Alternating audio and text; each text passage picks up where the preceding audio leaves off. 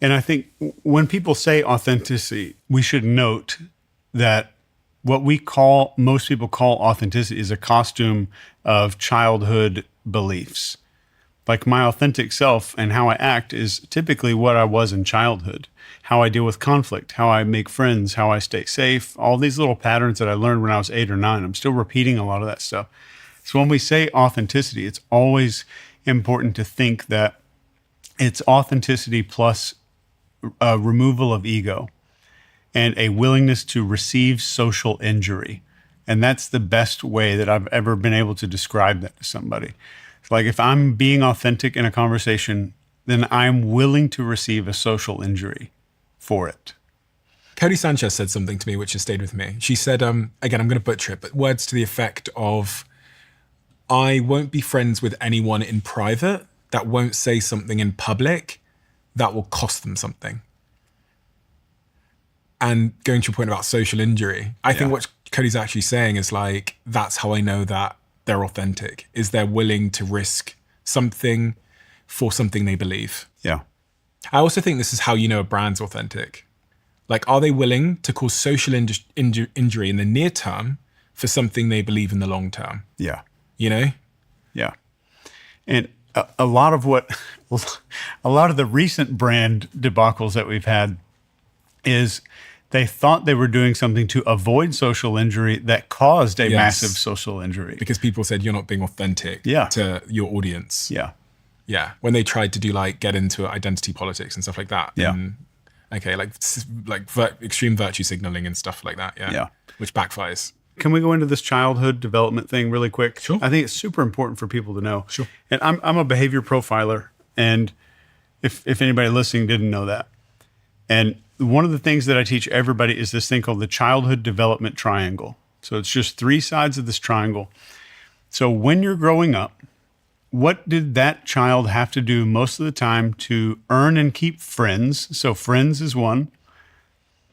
And then to feel safe. What did the kid have to do to feel safe? For some kids, safety was like, I don't know, somebody gives me a hug at the end of the day. For some kids, it was like, am I going to eat today? For some kids, it's like cracking jokes. Yeah. And I'm going to crack jokes and keep friends. I'm going to feel safe by becoming really loud and dominating the room. I'm going to become safe by getting really small and shrinking so nobody notices me.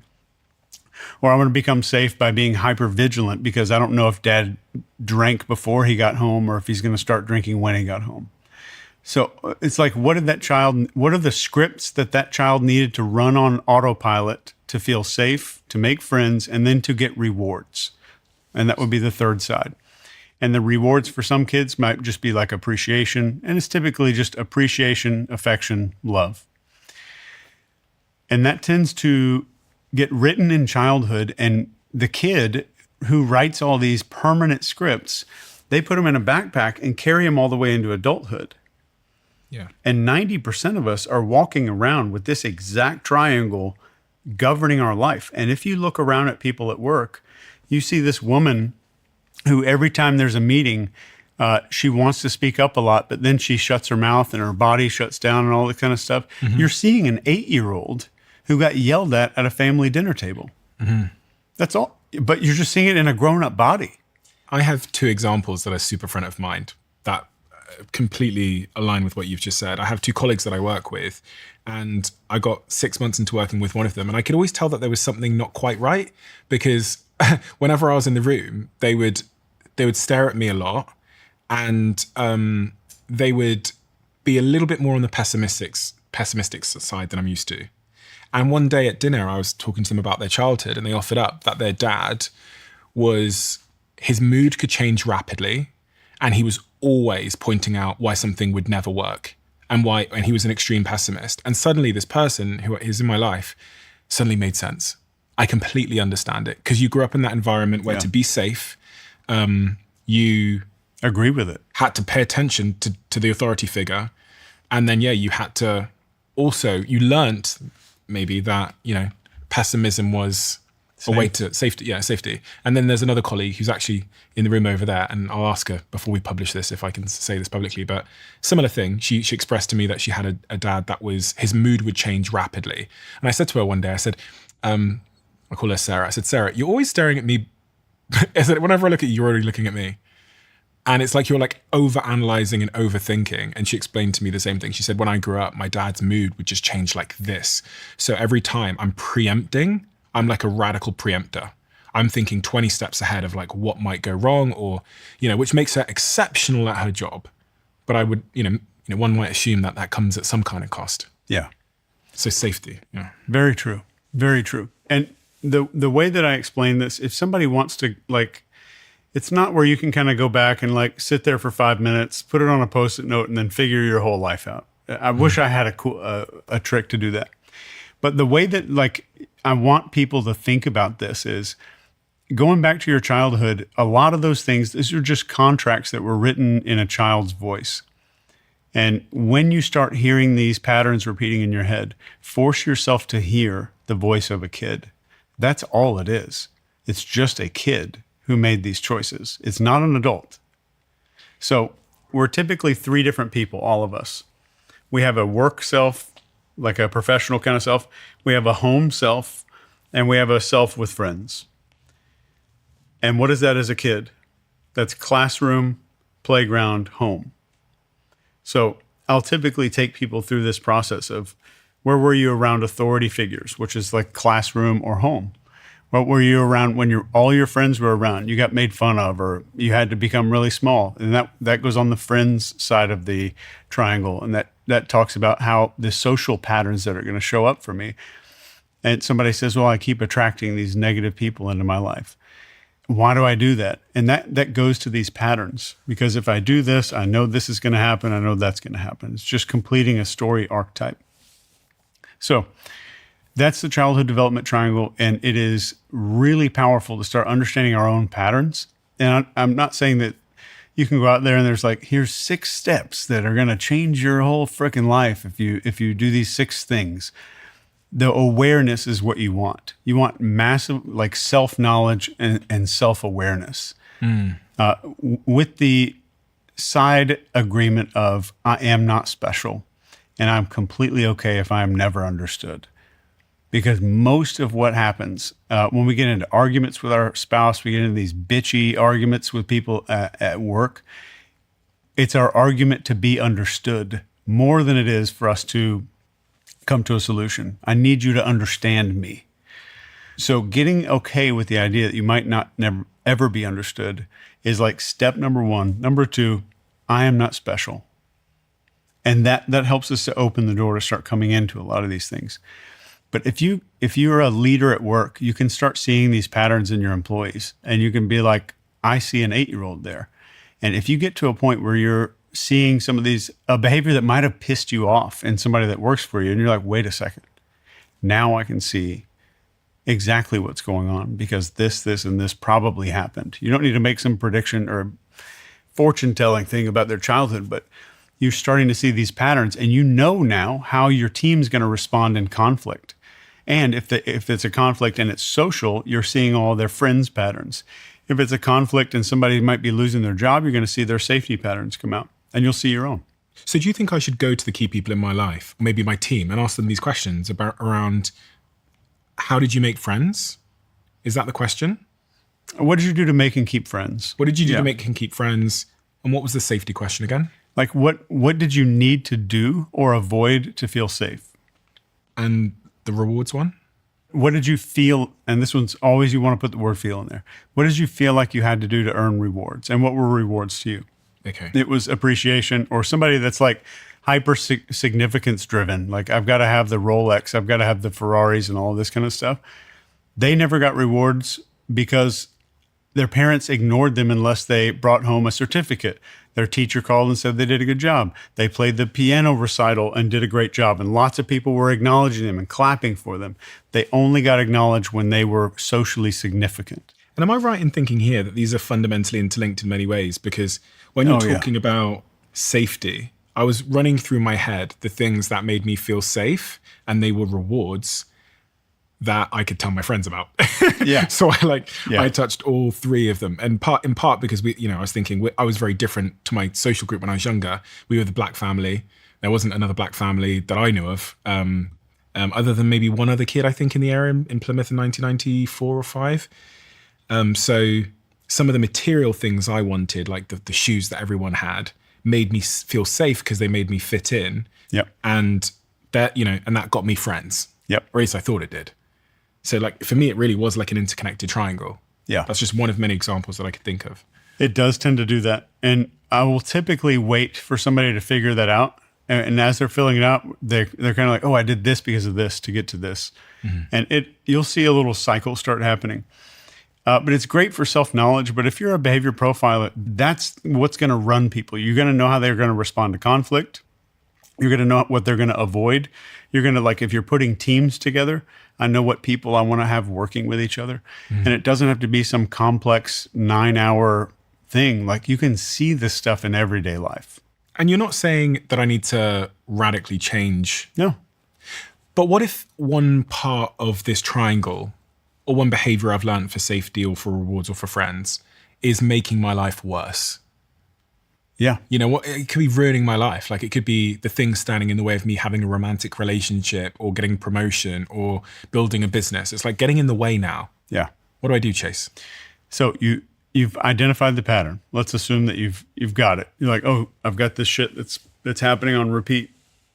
The part 2 of this is I need to focus on that being a kid. That belongs to a child. And I need to write down, like, this, here's how that child wrote the contract, made the promise to themselves, developed the contract.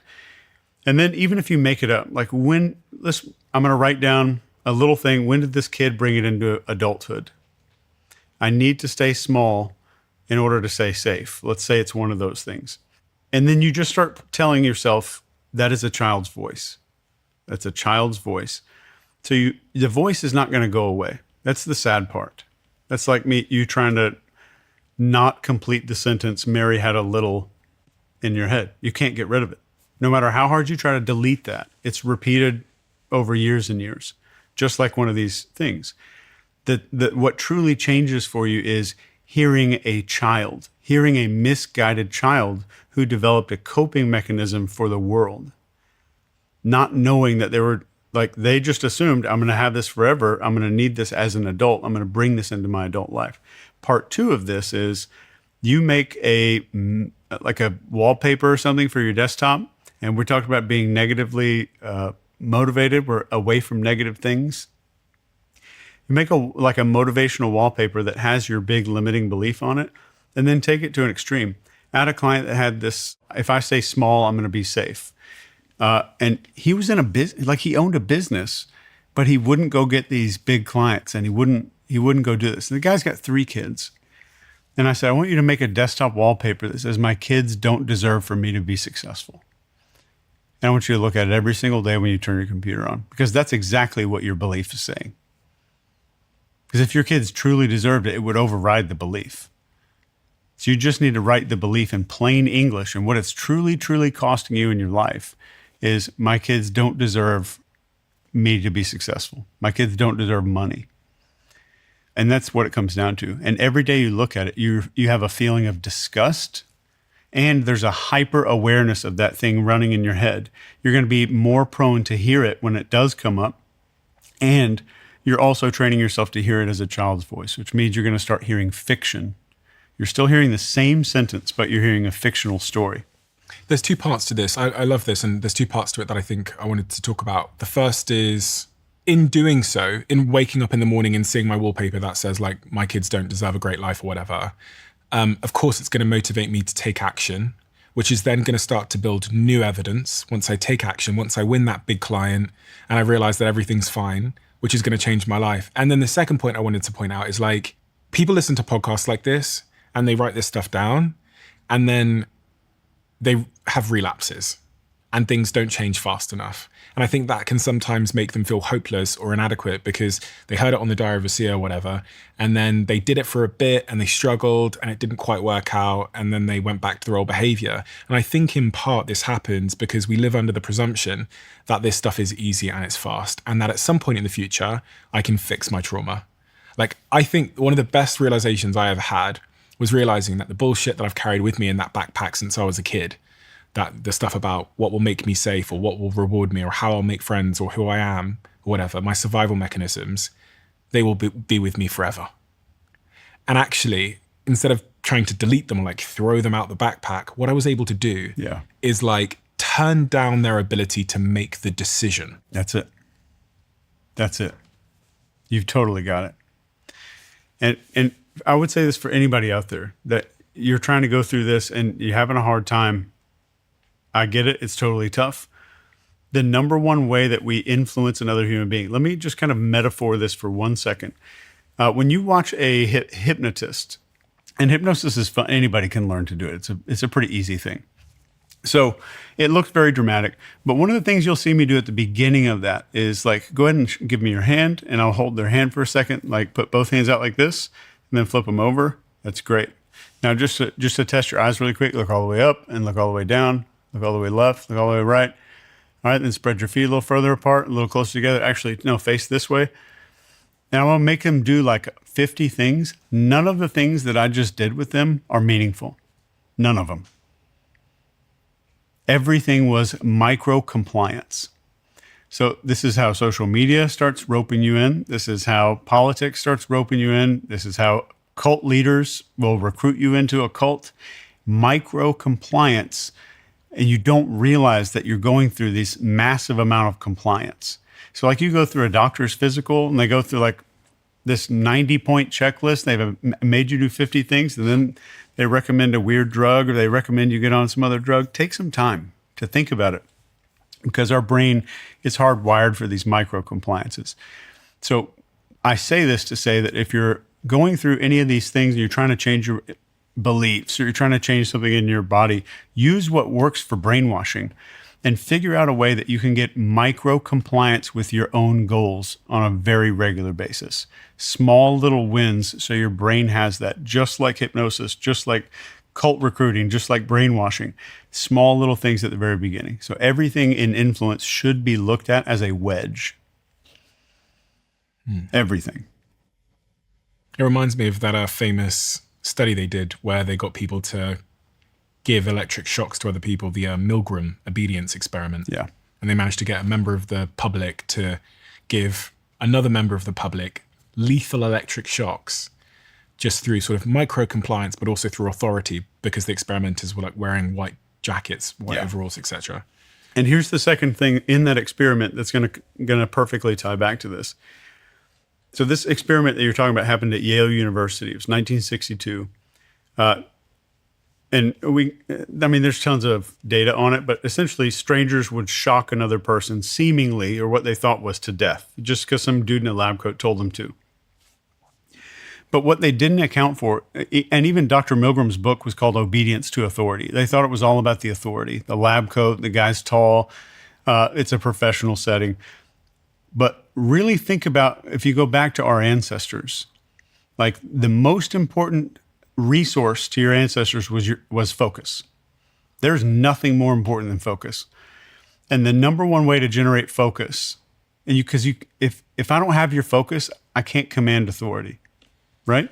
So focus is always first. We have focus, authority, tribe, and emotion. Those are the four things that govern a mammal. All mammals, dolphins, doesn't matter. So I have to have focus before authority, and they didn't talk about that. And the way to get focus is through novelty. Novelty meaning? Something unexpected is occurring. So like if you walk past the same bush every day 10,000 years ago, and your job is to carry fish from the river, and suddenly you walk past that bush and you hear a big ass stick snap. All of your focus, all of it is on that stick. It's not on your kids. It's not on your health. It's not on anything that's going on. It's to this new unexpected piece of information. That hijacks our brain. Anything novel hijacks our brain. So if you see and it follows that pathway, focus, then authority, and then tribe, what's everybody else doing, and then emotion. Then how do I feel about it? So and what happens is we are hardwired to respond to these things. You cannot decide not to respond to novelty. Your head turns to loud sounds, all this stuff happens. So the way that if you're trying to do this, like brainwash yourself, is change your house up, change something up in your life, change your wardrobe, repaint the walls in your office, move your furniture around, buy a new car if you can. I want you to like just imagine is, how would I influence my dog in this situation? I would need imagery. I would need something to shift. If I move the kitchen table to the side and move all the furniture, when my dog comes out of the bedroom, he's going to know something's different. Yeah. I think this is one of the great secrets of good marketing is that it beats your brain's wallpaper filter. And I wrote a little bit about this in my last book, about this idea of beating the wallpaper filter. I think we talked a little bit about it last time, but I talked about a study where they got a rat and put it in a maze with chocolate at the other end of the maze. And they looked at the rat's brain as it went through the maze the first time. And they saw that the rat's brain was like exploded with activity. It's smelling the walls. It's trying to figure it out. And then they put the rat in the maze the second time. And there's like almost no brain activity because it's on autopilot. It knows the maze, so it doesn't need to use any of its cognitive resources. Its cognitive resources can be allocated to new, surprising things. The maze is no longer surprising. Whizzes through the maze to the chocolate. And even like as you think about how you got out of your bed this morning and got down to the kitchen, you didn't have to think. So you paid no attention. Yeah. But you would have paid attention if you walked down there and your like sofa wasn't there. How does that then apply to marketing? So like, how do you surprise people is like a central question of anyone who's trying to build a personal brand, start a podcast, or do marketing.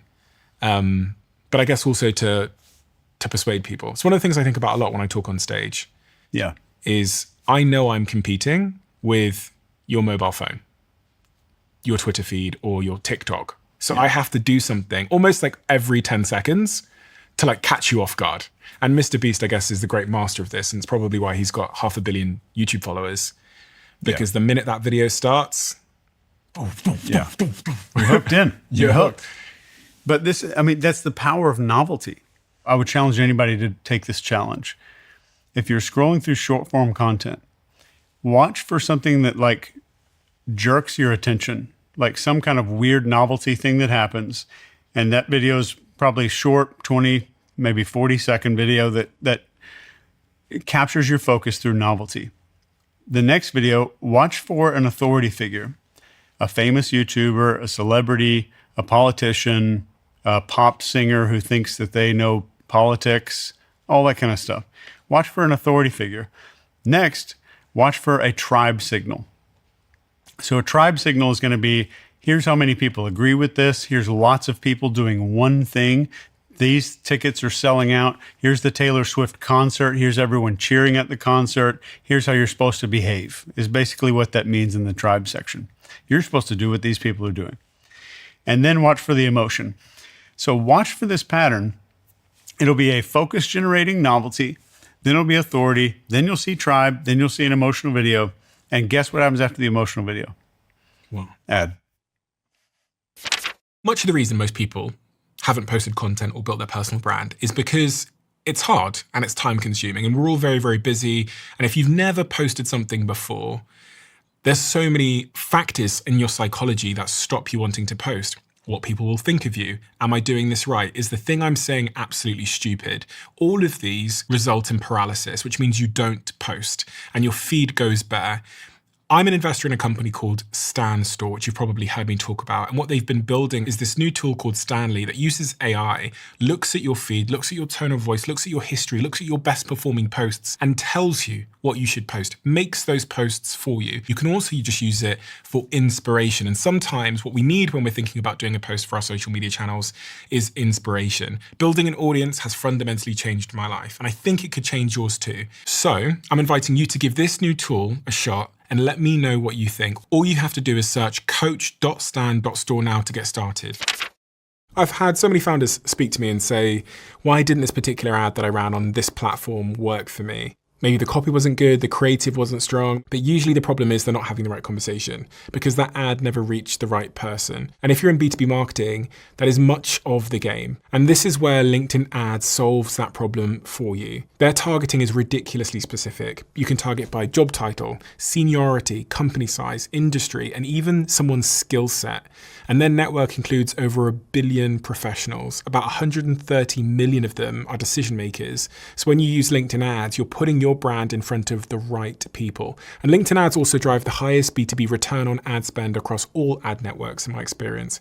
If you want to give them a try, head over to linkedin.com/diary.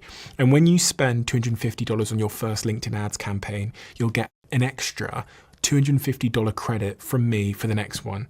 That's linkedin.com/diary. Terms and conditions apply. I heard you say something as well that if you want to persuade other people, you should make them feel clever. Yeah. Explain this to me. I refer to this as maybe the most dangerous persuasion skill there is. And what the 10-second brief is, I'm going to put a Lego right here on the table in front of you. And I'm going to put another Lego right here on the table in front of you. And I'm just going to keep having the conversation to where eventually your brain is going to be like, oh, I bet those things go together. So the idea came from you. So I'm going to give you one piece of information and another piece of information, but I will never put them together for you. And the reason is that any idea that you think came from your own mind, you have no ability to resist it. So all I have to do is make you have an idea. So a regular example of this is, let's say you're watching the news and they say, local Austin woman has been reported missing. Neighbors said that earlier this day, people saw her arguing with her boyfriend. Oh, yeah. Details after the break. So, yeah. And your brain is like, oh, I know what happened. Yeah. Oh, I know exactly what happened. But they make you feel clever. Yeah. They give you a piece of data and a piece of data, but they don't tell you to put it together. The media do this all the time. Yes. And if you can do this in a courtroom, it will be the biggest unfair advantage you'll ever have in a legal standing, because it'll win lots of trials.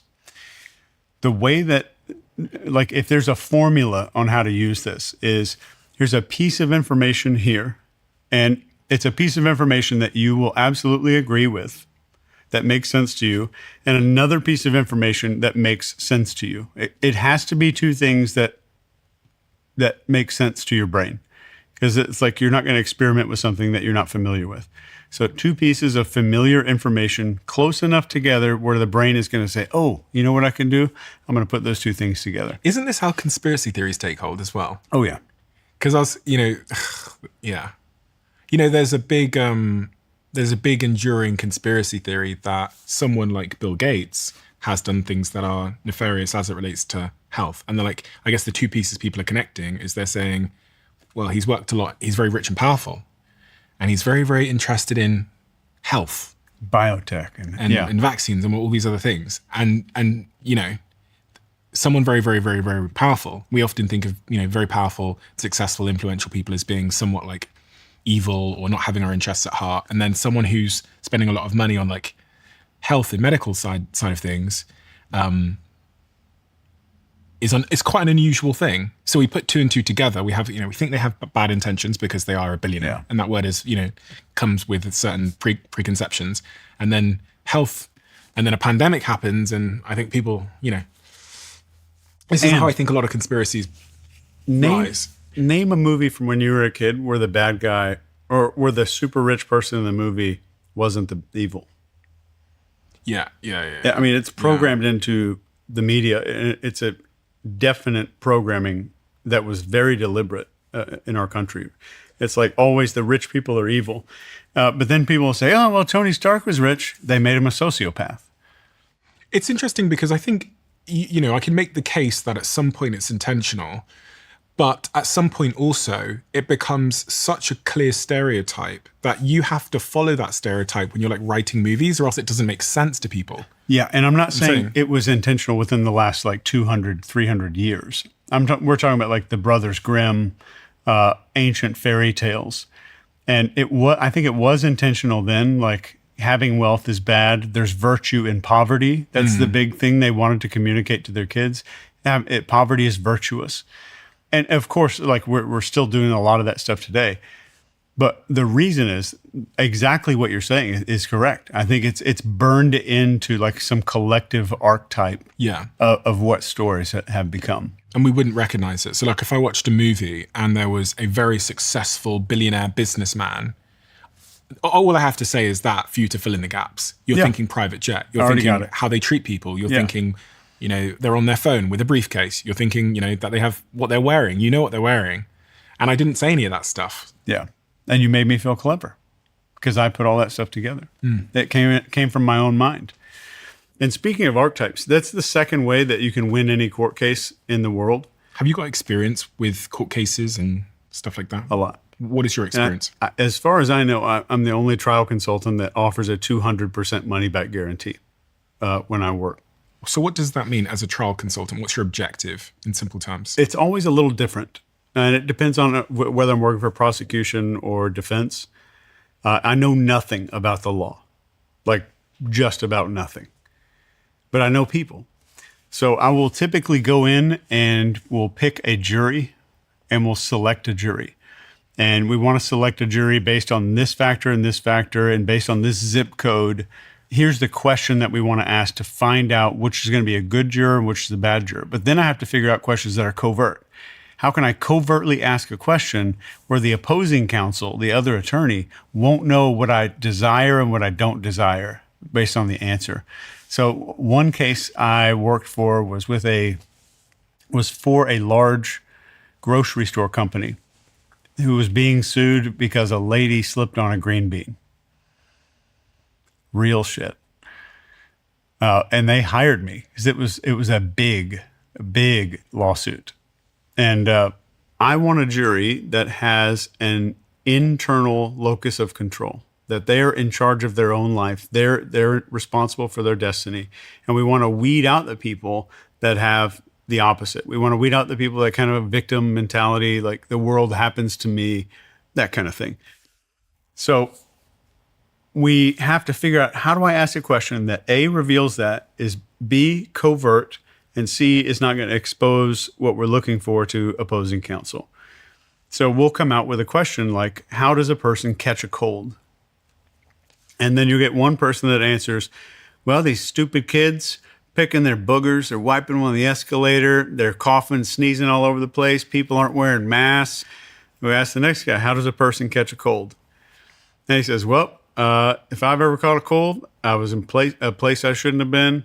I didn't wash my hands thoroughly enough. I didn't take care of my body. I didn't take vitamins. I didn't take care of myself.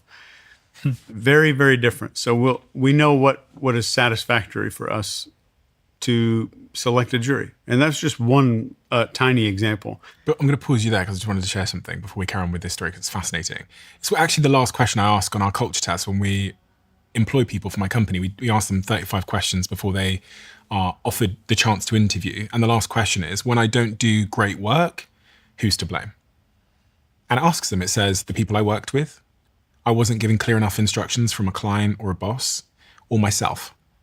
And it's remarkable that 45% of the population will click, it was me. When I don't do great work, it's not my team to blame. It's not the person above or below me or some other factor. It is me. And that scores them, I shouldn't say this because it's going to ruin my test, but I'm going to just say it. That scores the highest marks on that particular question. Because again, we're trying to reveal, like, if you have that sense of personal responsibility and internal locus of control, internal center of control in your life, which correlates to better work, more ambition, harder work, better long-term success, and better happiness, more happiness. Sorry, please do continue. And you can tell they're driven too. They're going to own their mistakes. They're going to help other people be more accountable. Probably going to learn faster because they're going to take responsibility. Absolutely. So with an archetype in the jury room, so we've selected, let's say we've picked a jury, then the goal is, what is the overall archetype of the case that's playing out in front of us right here? It's a small person suing a big company. Let's say if I'm on the opposite now, let's say I'm on that lady side, then I'm going to come out with, without ever saying the name, I'm going to come out and I'm going to make you think David and Goliath all day long without knowing that I made you think David and Goliath. I might say giant. I might say someone small.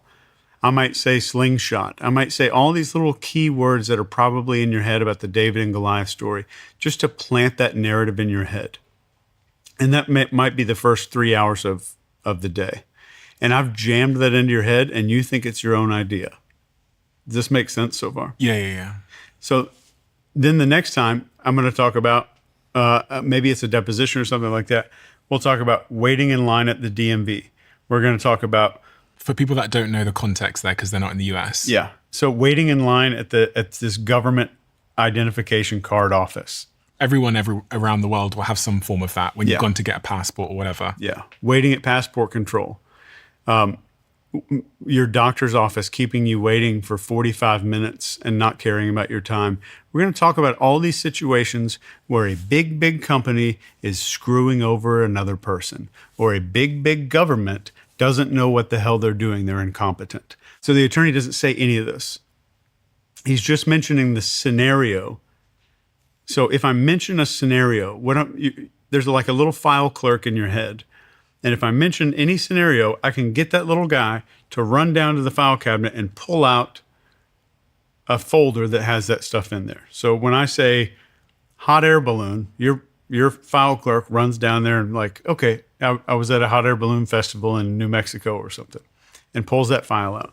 So if I can get your file clerk to keep pulling files out throughout the day, the one thing the file clerk does, and this is a gross generalization, is anything that's pulled out throughout that day, and if it's in one context, the file clerk leaves them all out on the desk. And if I can get enough files, all the files that I want out on that desk, that's going to influence every decision that you make when you go home tonight. So that's kind of the persuasion, except I'm putting it in there in the form of an archetype.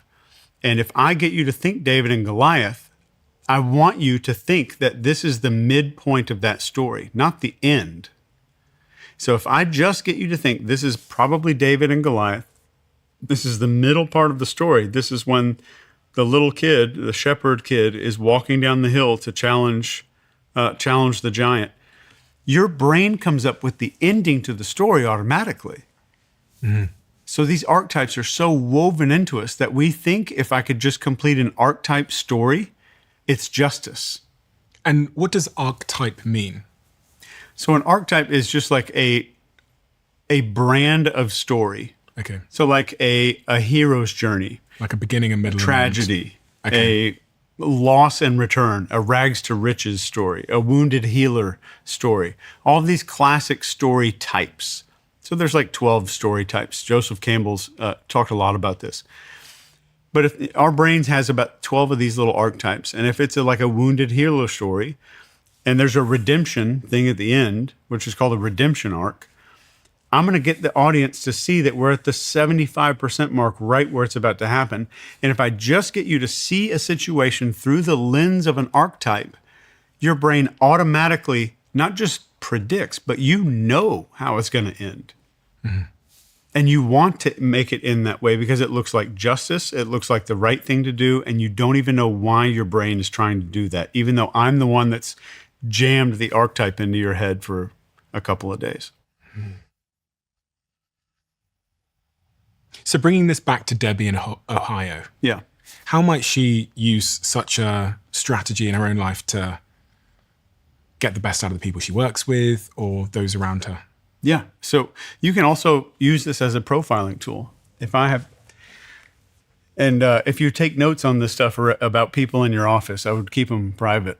But figure out, like, this guy's on you don't even have to know and memorize all these 12 archetypes. What movie are they in? When they talk about their life, what movie are they in? You have that one guy in the office that wants to go on crazy adventures and do stuff that nobody else has done. That's a Back to the Future archetype. You can make up your own archetypes. But if they're doing all of this and everything's going good, what's the next thing they're going to predict? They're going to have a problem coming up in their life. So I know how they're going to predict their future if I just know what story they're in. Andrew Bustamante, who's that CIA spy who I've had on the show a few times, told me about his RICE framework in espionage: reward, ideology, coercion, and ego. Reward being the things you want, like money. Ideology being, doing this is good for your family, doing this is good for your country. the C being coercion, which is pressurizing people, and the E being ego. He said of all four of these, how do you make someone focus completely on your words? There's a few different ways to do that. So let's talk about the mechanics of how that works first. So first, when you want someone to focus, if I want you to feel anything, then all I get you to do is pull files out of your mental file cabinet. And this is one of the most powerful techniques that people don't really understand. If I talk about something, you have to pull out your references and all of your files about that thing in your own file cabinet. You can't resist it. Like if I say pink elephant, I've just created an image in your head irresponsibly, which is how we usually use language. But if I talk about something vividly, then I'm getting you to pull out these files. And this is just one of the most critical lessons that I teach any of my one-on-one clients. So if I know that I can get files pulled out of your file cabinet, I also know that your file clerk, or whatever we call like this memory retrieval system, I just call it a file clerk. He's going down there and he's going to pull out this file, this file, this file. Everything that he pulls out, he's going to leave it out on the desk. And because he's leaving it out on the desk, that makes the memory way more accessible later on. And this is called priming. So if I want to get you to think that being really focused on something is your own idea, I'll talk about when I watched a show and how it captivated all of my attention. And I might shift the words from me saying I to using the word you. And it'll sound something like this. So name like a really good movie, anything. Die Hard. Okay. So Die Hard is one of those movies that people don't think is a Christmas movie, but kind of is a Christmas movie. I remember the first time watching Die Hard. It's one of those times where you're sitting there and now I've just shifted to you and people don't notice. Like you didn't notice that I shifted from I to you, right? So it's one of those moments where you're just sitting there, you're watching a movie, and all of a sudden this one thing gets super interesting and all your focus gets sucked up into this one thing. It's like the volume on everything else around you gets completely turned down and you just completely zone in on something. So in order for you to understand what I just said, you had to pull out references from your own memory. So I'm getting you to pull those files out one by one as I'm describing each little piece of this process. The second thing I did that you may not have noticed is when I said you get completely focused on just one thing. I'm pointing at myself right now, very covertly. I'm not like doing this, right? But I'm saying you just get completely focused on just one thing. And it's like the volume on everything else gets completely turned down as I'm pointing away from your line of sight to me. So I'm doing a lot of things at once. So what we did here is pulled out all those files, made it more readily available, and then made you think that it's your own idea to feel how you feel because that all came from your own head. Does that make sense so far? Yeah. And then I'd use what's called gestural referencing when I'm saying something and then pointing in a certain direction. So like if I want to demonize another group of people, I might point, am I not going to point at you, right? I wouldn't want to point at me. I want to point like away from us. So let's say the goal is to make you super focused. And I know that you are a podcaster, right? So I might say, I've been on a lot of podcasts and it's amazing how so many times I'll be on a podcast and there's this one podcaster who's like, he's talking to you, but he can't pay attention. It's like they're not really connected. They're not tuned in to the conversation. And you're nodding your head the whole time. But what I'm getting you to do is covertly make an identity agreement about yourself. I'm covertly getting you to agree that you are not that type of person. So if we started out our conversation that way, and I talked about watching Die Hard, how it is to get focused on something, and then I demonized this other group of people that's not us, saying that they can't focus, they can't tune in, they can't really connect with another person. During that time, your brain is making these agreements. And the moment I get you to make an identity agreement that's different than an idea. So I can say, yeah, it's really important to focus on a podcast. You'd be like, oh, yeah. It just sounds like bullshit because I'm getting you, that's an idea. An identity is me getting you to say, I'm not that person or I am this person, depending on how I'm wording myself. Does that make sense so far? Then we add in a third layer. And this one would be like using what's called an embedded command. which are not really effective for achieving big things, but making small shifts in a person's thoughts, you can use these for sure. And this is where you hide a sentence inside of a sentence. And the sentence should be able to stand on its own, and it should sound like its own sentence. So essentially, the 4 rules of delivering some kind of embedded language in your language is, number 1, whatever you say to that person has to be standalone as a sentence. Number 2, you drop your tone. And dropping the tone means I'm going to talk to you in a way that I'm telling you to do something, but it's hidden within a sentence. And number 3, I want to return to our topic of discussion as fast as possible so your brain is not picking up on what's happening, and I'm returning you back to familiar territory very quickly. Does that make sense? You want an example? Sure. All right. So let's say I just talked about these other podcasters, and I would say, I think it's really rare when someone could just stop and completely focus. With me, the way I see it, when I'm on a podcast, so I might just go right back to podcasting, right? So that would be coming back to the conversation. But what I said is stop and completely focus with me. All as one sentence. So if you took the audio clip of what I just said out, that's its own sentence. And I paused before and I paused after to help the unconscious part of your brain pick up on that more. Like it pays more attention to it, even though it sounds like a run-on sentence. So when I'm saying the words with me, the conscious part of your brain thinks that it's hearing me starting a new sentence.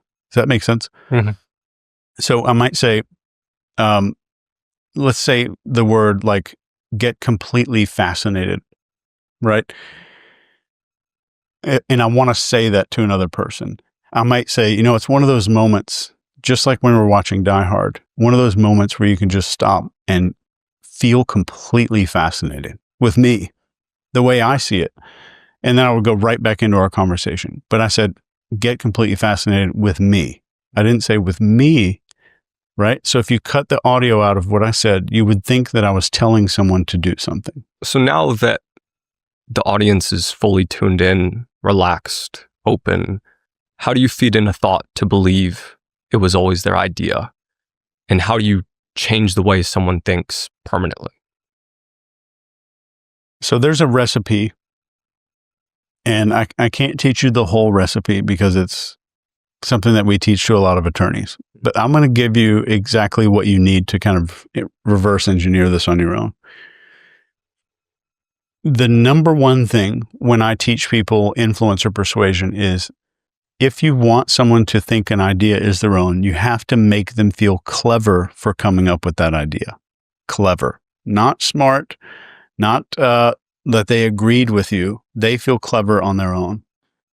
And I don't think we've ever covered this before, but if you watch the news, you'll see the news come up and they'll say, local woman is reported missing. She's been missing now for 24 hours. Witnesses say that before she was missing, they saw her arguing with her boyfriend. Details at 11. But what did your brain do? Your brain was like, oh, I know who did it. I know exactly who did it. So your brain makes this conclusion because they put 2 pieces of evidence in front of you. So when you think, I bet the boyfriend did it, you're not saying, I agree with the news. You're not saying, I agree with the facts that were presented to me.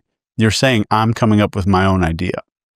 So the goal is, if I get 2 pieces of data and just put them in front of you and get them close enough together, I'm going to let you reach out and click these pieces of data together. And I'm not giving you the answer. I'm making you think that it was your own idea. So I'm just getting 2 ideas that come together and letting you put them together. So on a sales call, I'm not going to put the puzzle together for you, but I'm going to arrange all the pieces where all you have to do is go, oh yeah. And they're right beside each other and you feel clever because you're like, oh, I know this goes right to this thing. So if you get someone to feel clever, just about every time, in every scenario, you're going to succeed in making that person think that it's their own idea. Get those ideas close enough together with some proximity that the person can clearly see they go together. And then I guess the long-term reprogramming of beliefs, what does that look like? And how On our last podcast, you mentioned how you could brainwash me to murder someone in about 40 minutes. Does it work the same with beliefs? Like, could you change any belief that I had? I don't think that rewiring beliefs is required to rewire behavior. So it's much easier to rewire identity than beliefs. Because if you have beliefs about something, I would have to argue against them. I have to present facts and have to present counter arguments and all these things. I can get you to make identity agreements very easily. Like, are you a good person? Are you mostly right about things? Do you have a good intuition? Everyone's going to say yes, or everyone's going to at least feel yes to those questions. And I lead that identity into something that I want you to do. It's 3 steps. It's perception, and then context, and then permission. So if I change the way that you see a situation, I'm just changing your perception, not your beliefs.